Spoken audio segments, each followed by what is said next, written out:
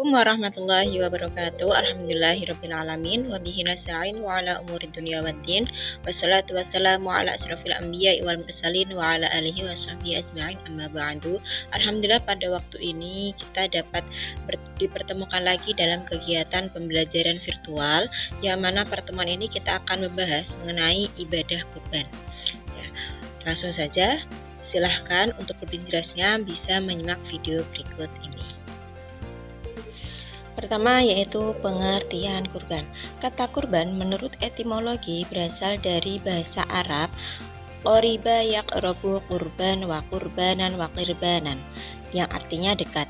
Maksudnya yaitu mendekatkan diri kepada Allah dengan mengerjakan sebagian perintahnya. Nah, yang dimaksud dari kata kurban yang digunakan bahasa sehari-hari dalam istilah agama disebut udhiyah, bentuk jamak dari kata dohiyah yang berasal dari kata duha atau waktu duha, yaitu sembelihan di waktu duha pada tanggal 10 sampai dengan tanggal 13 bulan Dzulhijjah. Dari sini muncul istilah Idul Adha. Dari uraian tersebut dapat dipahami yang dimaksud dari kata kurban atau udhiyah dalam pengertian syara' ialah menyembelih hewan dengan tujuan beribadah kepada Allah pada hari raya haji atau Idul Adha dan 3 hari tasyrik, yaitu tanggal 11, 12, dan 13 bulan Dzulhijjah. Yang kedua yaitu hukum kurban. Ibadah kurban hukumnya adalah sunnah muakkad atau sunnah yang dikuatkan. Nabi Muhammad SAW tidak pernah meninggalkan ibadah kurban sejak disyariatkannya sampai beliau wafat. Ketentuan kurban sebagai sunnah muakkad dikukuhkan oleh Imam Malik dan Imam Syafi'i. Sedangkan Imam Abu Hanifah berpendapat bahwa ibadah kurban bagi penduduk yang mampu dan tidak dalam keadaan safar atau bepergian. Jadi hukumnya adalah wajib. Kemudian yang ketiga yaitu hikmah kurban. Ibadah kurban mengajarkan banyak hikmah, diantaranya yaitu mengenang ketaatan Nabi Ibrahim alaihissalam dan Nabi Ismail alaihissalam kepada perintah Allah Subhanahu wa taala. Kemudian 2, menumbuhkan rasa empati dan kepedulian terhadap sesama, terutama fakir miskin. Kemudian yang ketiga, menunjukkan ketakwaan kepada Allah karena yang sampai kepadanya bukanlah daging atau darahnya melainkan ketakwaan hambanya. Kemudian yang keempat yaitu hakikat kurban.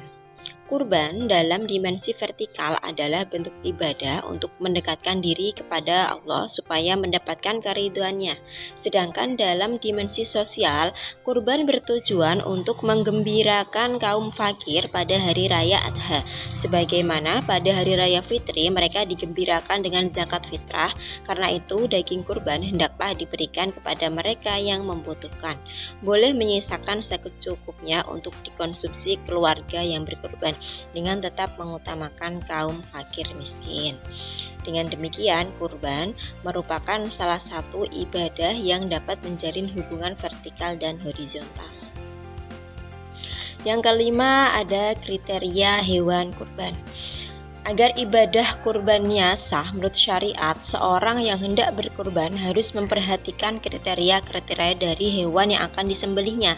Kriteria-kriteria tersebut diklarifikasikan sesuai dengan usia dan jenis hewan kurban, yaitu yang pertama ada domba atau dor. Harus mencapai minimal usia 1 tahun lebih atau sudah berganti giginya.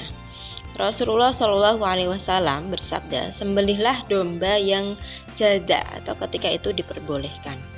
Kemudian yang kedua ada kambing kacang atau emas, harus mencapai usia minimal 2 tahun lebih. Kemudian yang ketiga ada sapi dan kerbau, harus mencapai usia minimal 2 tahun lebih. Kemudian yang keempat ada unta, harus mencapai usia 5 tahun atau lebih. Selain kriteria di atas, hewan-hewan tersebut harus dalam kondisi sehat dan tidak cacat. Ada 4 macam hewan yang tidak sah dijadikan hewan kurban. Yang pertama yaitu yang matanya jelas-jelas buta. Kemudian yang kedua, fisiknya jelas-jelas dalam keadaan sakit. Yang ketiga, yang kakinya jelas-jelas pincang. Dan yang keempat, kurus lagi tak berlemak. Nah, kemudian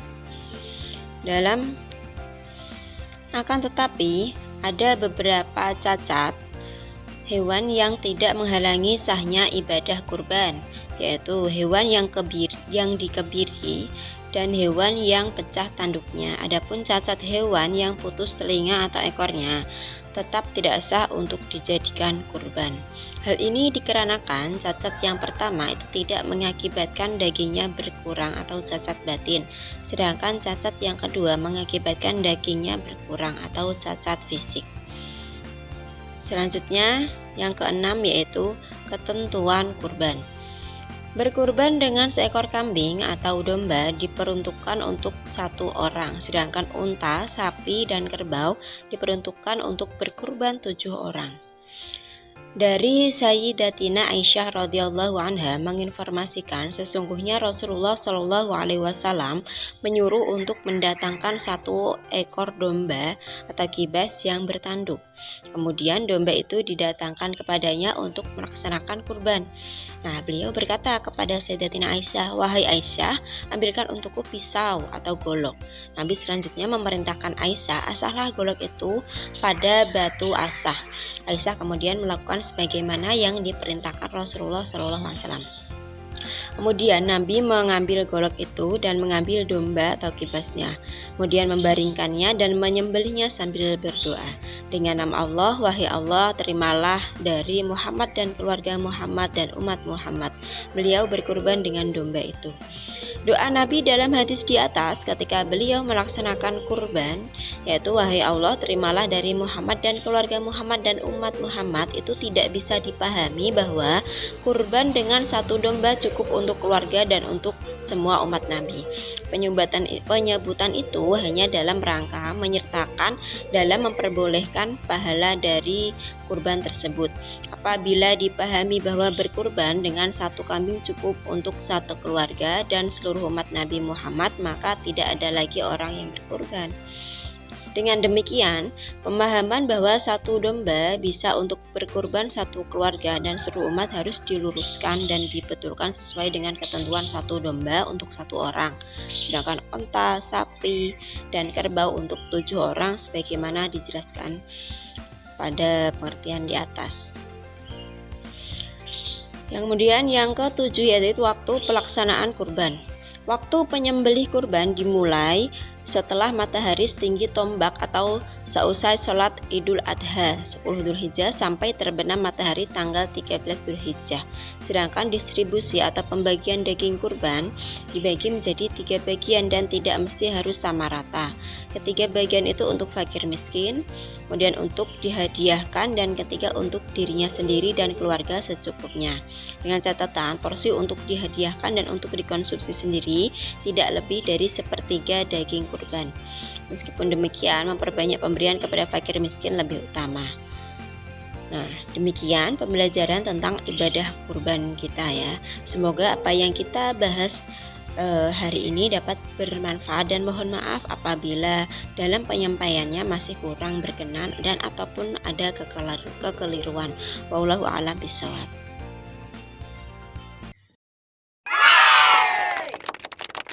Idul Adha buat semuanya senang, potong kurban, bakar sate rame-rame. Kaya miskin semua merasakan berkah